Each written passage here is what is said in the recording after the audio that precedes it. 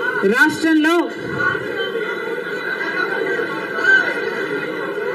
అభివృద్ధి జరిగిందా అంటే ఏమిటి సమాధానం? మన రాష్ట్రం ఏర్పడే నాటికి మన రాష్ట్రానికి ఉన్న అప్పులు 1,00,000 కోట్లు. చంద్రబాబు గారు ముఖ్యమంత్రి అయిన 5 సంవత్సరాలకి ఆయన చేసిన అప్పులు 1,00,000 కోట్లు.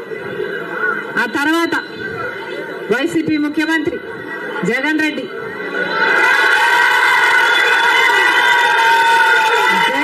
గారు చేసిన అప్పులు 3 లక్షల కోట్లకు పైన.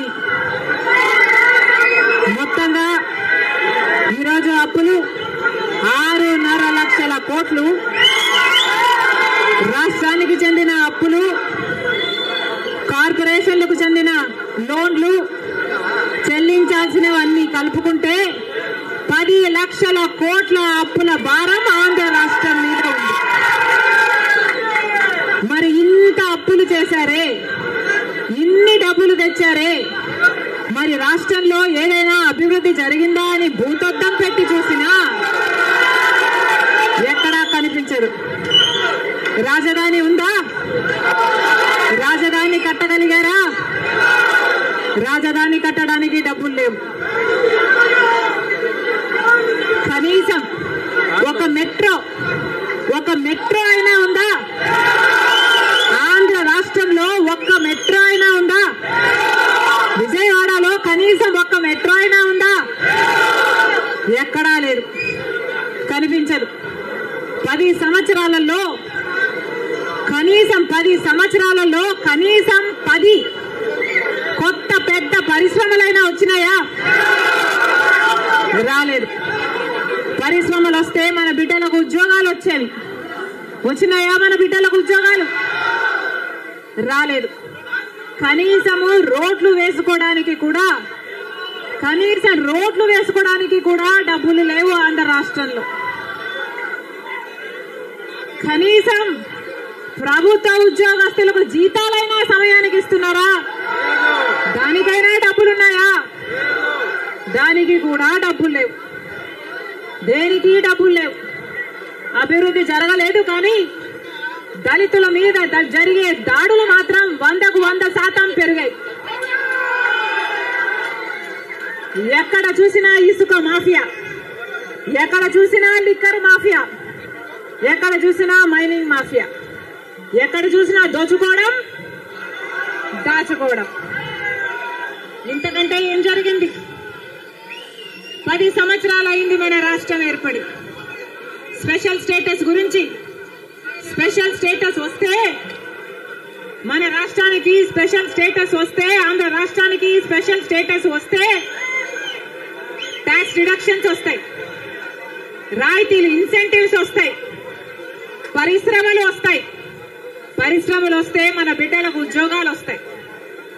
కానీ 10 సంవత్సరాలైనా స్పెషల్ స్టేటస్ మాత్రం ఆంధ్ర రాష్ట్రానికి రాలేదు. రాలేదు అనడం కంటే పాలకులు తేలేకపోయారు అనడము కరెక్ట్.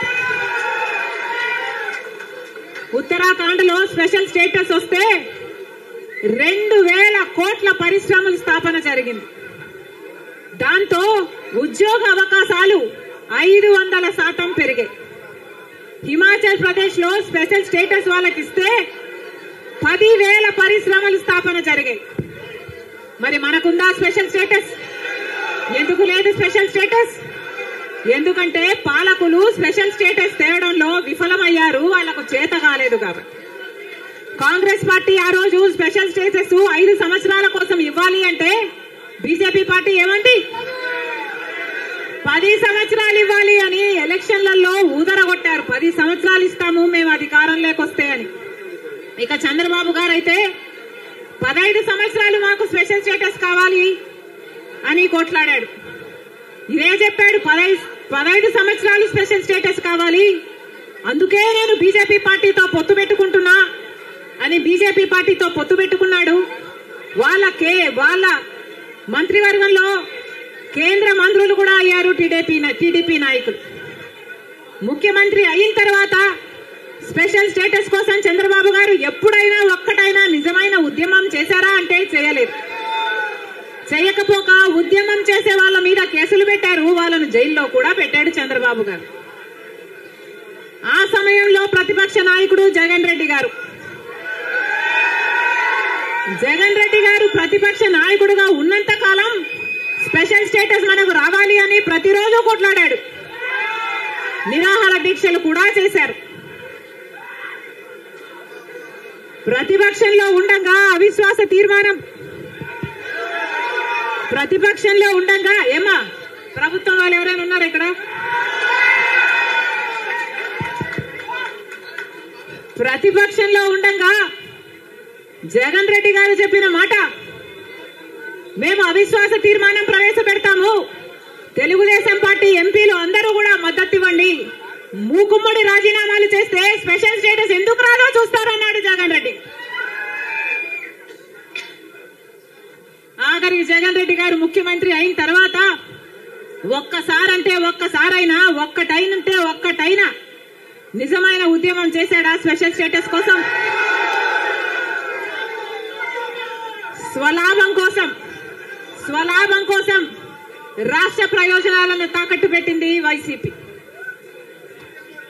ఈ రోజు మనకు స్పెషల్ స్టేటస్ లేదు కదా, కనీసం ఒక ప్యాకేజ్ కూడా లేదు.